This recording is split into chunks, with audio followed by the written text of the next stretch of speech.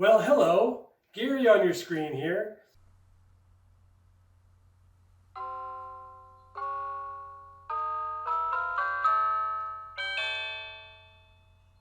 Stephanie is a film on Netflix right now. I didn't see a trailer for or read anything about. Before viewing it, it's kind of nice going into it blindly, like you're left thinking about the possibilities the film might be about as you are given information throughout. It's a nice little thriller about a very young girl left to fend for herself. Her parents are nowhere to be seen, and so Stephanie casually goes about her days eating what's left above the cupboards and mixes honey and blueberries in a blender. The film represents Stephanie's character as independent. She's very capable of being left alone on her own for the most part. For the first few minutes, you were left with no explanation on why she's left alone in this big house.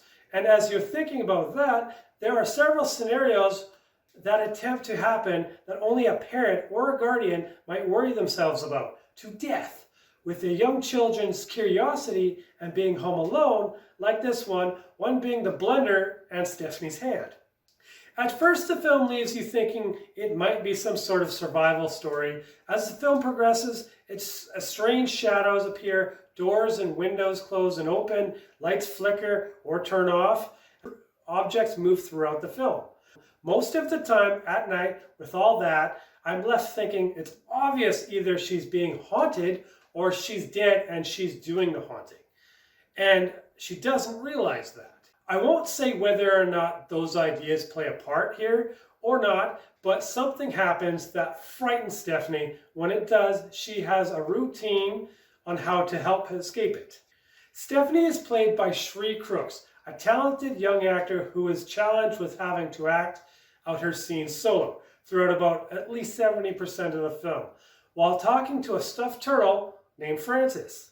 And doing my research, she's also siblings with another actor, Charlie Shotwell, whose film I reviewed recently, Eli.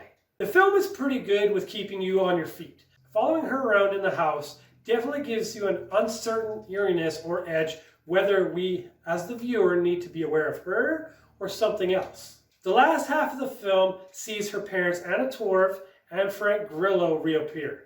Right away you're questioning yourself and their motives, and whether or not they're Stephanie's real parents. The big reveal at the end isn't necessarily a letdown, but I was hoping for more of Stephanie's character to be more psychological rather than physical. Even still, I was pretty entertained by Stephanie, and I would recommend it. Thanks for watching, and please share. If you agree or disagree, put a comment down below me.